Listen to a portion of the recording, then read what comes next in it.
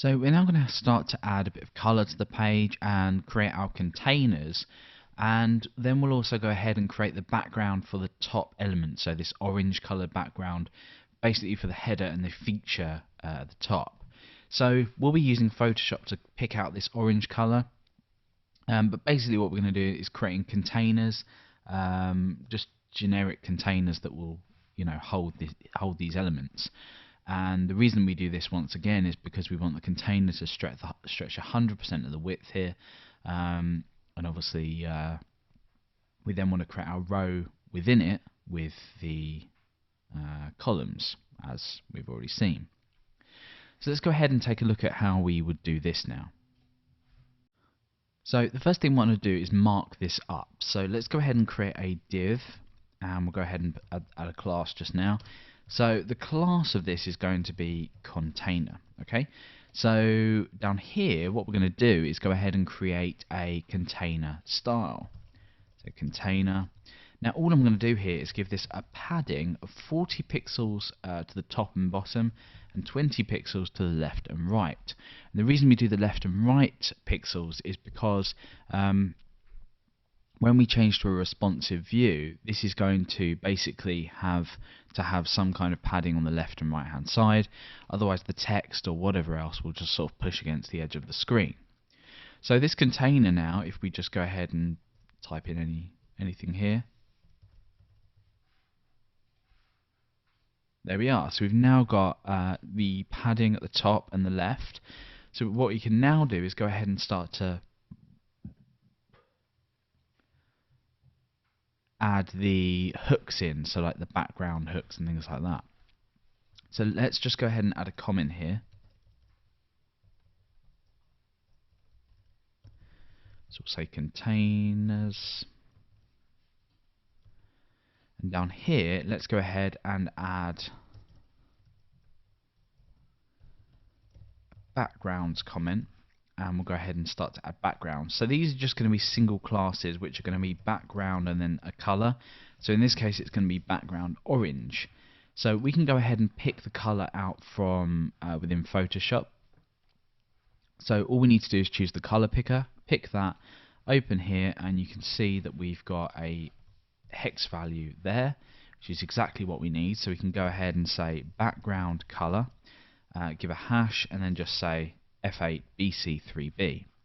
So now what's going to happen is once we apply this background orange class to here, that will go ahead and change to orange. Now the reason that we're doing these background classes, and we're not specifically saying, well, we want the top bit to be orange, is basically because when we get to the bits like in the design, let's just have a look down here, we want to go ahead and just add classes to these. We don't want to say, oh, we want the first one to be black, and the second one to be white, the third one to be red, and then orange and blue, and so on. It's a lot easier to go ahead and add these hooks, and then they can just be reused wherever we want them to be reused.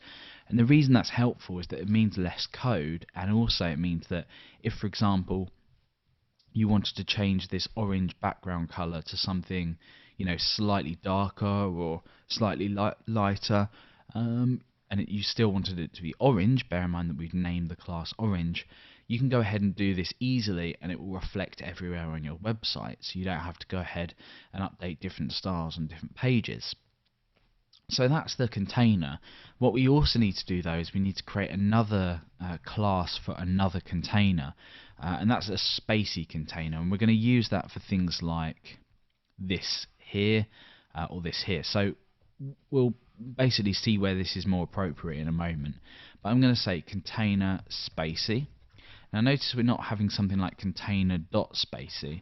We're creating an entirely new class. We're not chaining class names on together, and we're going to just basically change the padding on the top and the bottom to be slightly larger. So I'm going to say 80 pixels and 20 pixels left and right. So rather than adding a chaining class on, we're just basically redefining what the padding should be. So we've got container and container spacey. When I can change this to container spacey, you see that we get a slightly larger area, so we can use that later on. The reason that we're using just the standard container for the top is that this is going to actually contain the header and the navigation, and we don't want a massive massive gap at the top.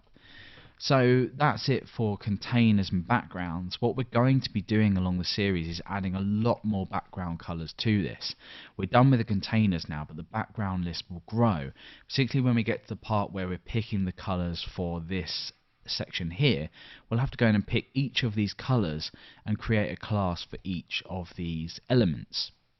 So that's that for containers and backgrounds. We're now going to move on to actually create the header and start to create the brand or the logo at the top with another font. So we'll introduce another font to our page, and we'll actually start to make this look, start looking like an actual website.